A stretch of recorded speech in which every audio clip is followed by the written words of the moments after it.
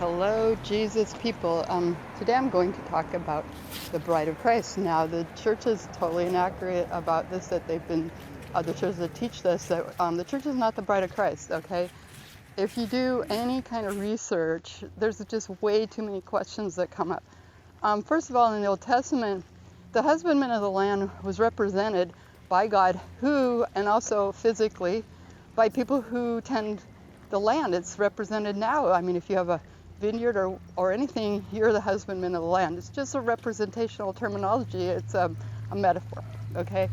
So in the Old Testament, Jesus, or God in the Old Testament, he oversaw Israel and he took care of them as a husbandman, making sure they were protected and they were taken care of, and food and such, and care. So that was the husbandman of the land. Or of Israel. It's a representational term. And when Jesus Christ comes back, the bride, in the representational term, is Jerusalem, okay? Read Revelations, okay? It says adorned as a bride, and typical, as a bride, yeah. Well, it's talking, it's not saying the church is a bride, okay? So, anyway, you read that, there's more about it in Revelations besides that. And so, it just begs way too many questions, like, who were the wise and the foolish virgins, okay? They waited for the bridegroom, right? At almost the midnight hour. So who were they? They weren't the bride. And so, but they went with the bridegroom into the wedding feast. So who were they? They were saved people, obviously. The church, obviously. Okay, that's who's representing. They weren't the bride, okay?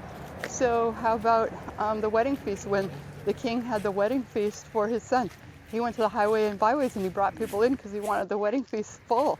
Who were they? They weren't the bride. No, but they were the church. Okay, so how's the church split up? Is some the bride and not? No. This begs like way too many questions. I mean, it's making sense. And so it says that there's no marriage in heaven. Okay, that we're all just like the angels who aren't given in marriage. It also says that we're to come as little children to enter the kingdom of God. So we're not marrying. It doesn't say that Jesus is the bridegroom that we're marrying. No. And so that's very inaccurate. You do any kind of research, it just begs a lot of questions that are totally unanswered and unanswerable if the church is the bride of Christ. So the church is not the bride of Christ. It's a misnomer. It's a misrepresentation of teaching.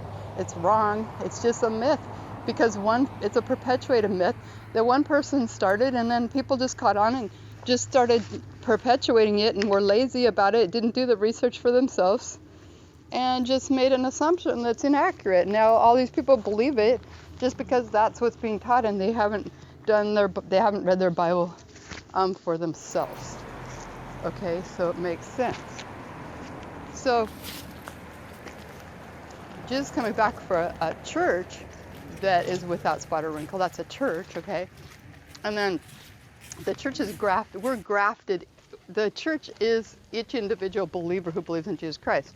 We're grafted into the vine of the Israel line, okay, of the pure Jewish line that Jesus drafted, which Jesus came through. That's the blessed line. We're grafted into the line, okay, but we're not the bride of Christ. We are the church who God is coming back for. It's a representation, and He's coming back for Jerusalem. Jerusalem's the one that comes out of heaven adorned as a bride.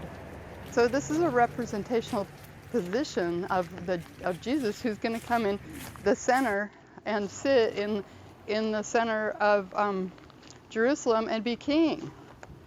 And so that is a wedding feast. You guys, did you